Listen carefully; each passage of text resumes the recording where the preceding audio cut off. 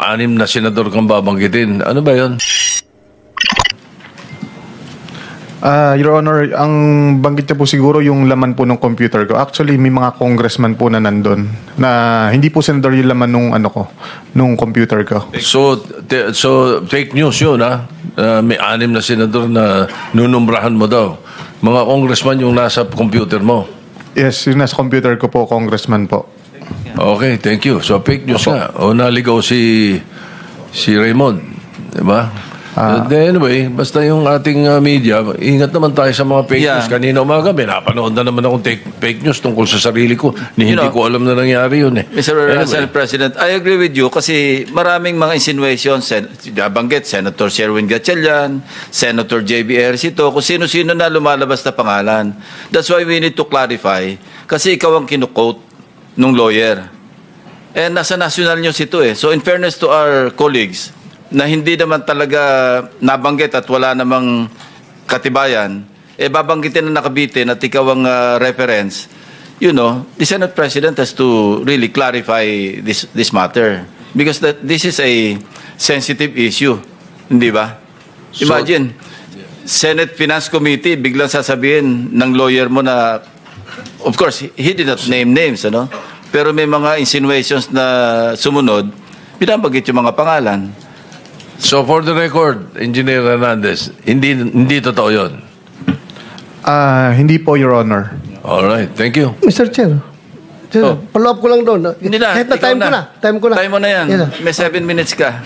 Bryce, during the interview na abogado mo, si Raymond Porton, Attorney Porton, sinabi niya na pinagalitan ka pa daw niya. Bakit ka daw namimili kung sinong sasabihin mo? Totoo ba ito? Hindi po, Your Honor. Ako po ang nagalit sa kanya kasi mali po yung information na lumabas. Ikaw ang nagalit sa kanya? Hindi naman po. Pero sa interview niya, sabi niya, pinapagalitan ka niya dahil namimili ka lang kung sinong ilalaglag mo. Hindi lahat sinasabi mo.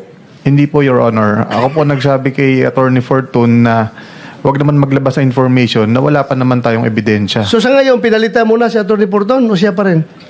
Siya pa rin po, Your Honor. Oh, siya pa rin. Tapos hindi kayo magkakaintindihan. Ano ba ito? Patuloy pa rin ang inyong relationship kahit na nagkababanggaan kayo? Sinabi ko naman po na pag inulit niya pa po, hindi ko na po siya ko-consider, Your Honor.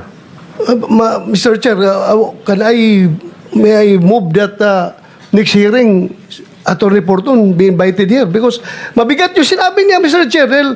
Ito'y parang sort of... Consult tayo sa legal kasi abogado lawyer Yeah, we have to invite him as... Lawyer-client relationship. Tingnan natin, tatanong muna tayo sa mga abogado. Hindi tayo abogado pareho We have to invite him as a resource person, Mr. Chair.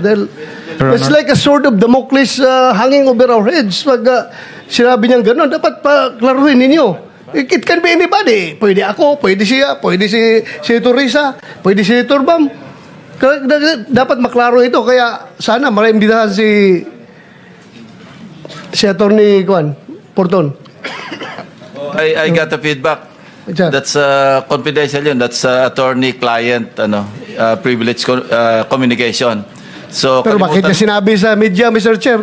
Ikaw, hamonin mo na lang. Huwag na dito. Thank you, Mr. Chair. Salamat. Pero Mr. Chairman, yung kliyente na mismo, dinideny yung sinasabi ng kanyang abogado. No? So...